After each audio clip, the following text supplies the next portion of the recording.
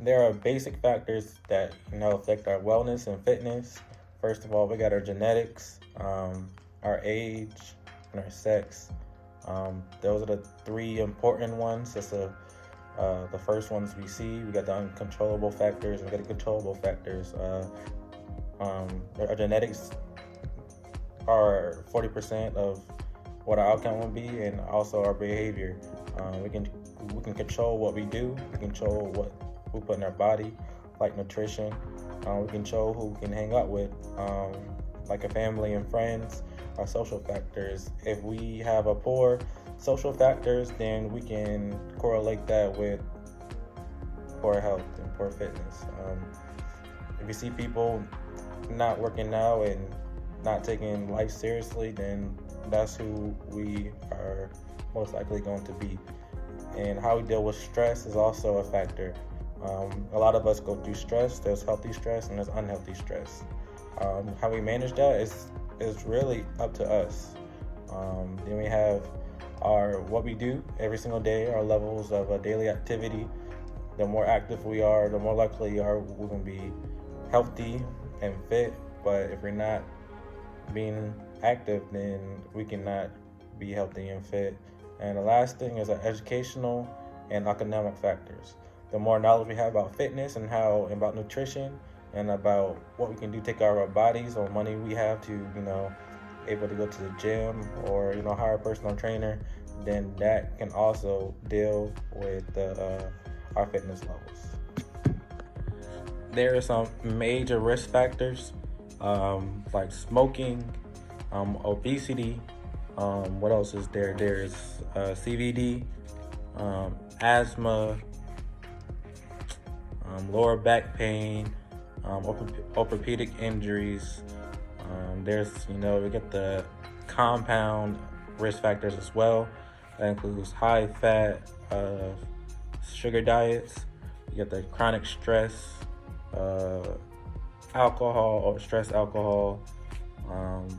Can't sleep, not get enough sleep, too much sleep, and strength imbalances. You might be strong in one arm and not strong in the other, or you have a strong upper body and not a very strong lower body.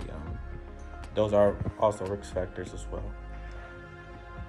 With the risk factors, we also have the HSQ. First of all, we break that down in sections. Our first section we're going to have is the general client information. Then we have the current medical information. Then we have the self-reported health status. Then the self-reported fitness or physical fitness.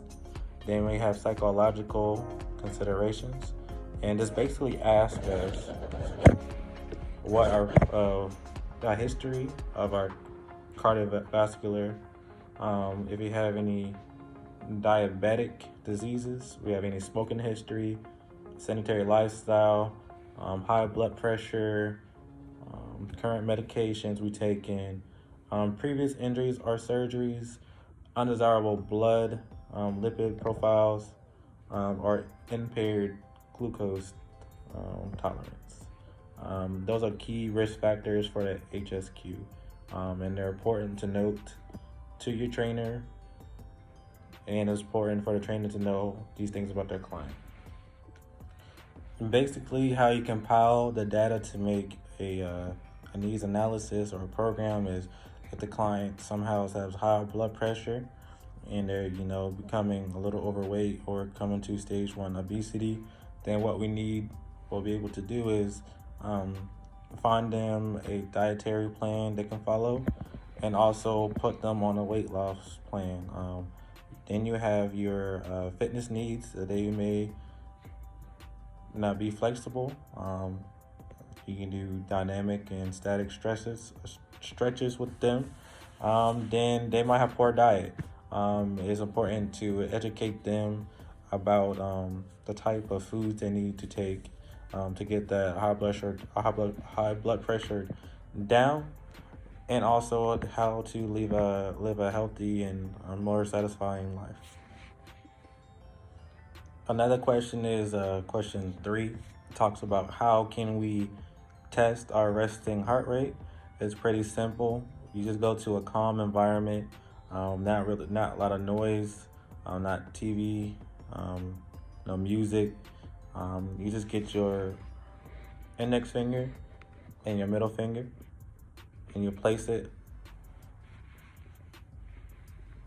on the side, and you count your pulse for 60 seconds, or you can count it for 30 seconds and times that by 2. It's pretty simple. Goals for blood pressure is elevated blood pressure. The number right before you get to high blood pressure is between 120 and 129 over 80, but in normal blood pressure, that's considered normal, is definitely 120 over 80. That's definitely the goal to strive for. But if you have high blood pressure, you can get it down to 129 or between 120 and 129. Then you can get that lowered to normal, which is 120 over 80. We got the test rationale. Some criteria for that is, we got to determine the goal setting data, and then we got to evaluate psychological, I can't say that word for some reason, considerations. We got to continue to educate our clients. We got to establish programs, activities, and evaluate their effectiveness. Also, we got to identify baseline data of physical measures. We got to identify strengths and weaknesses for the client.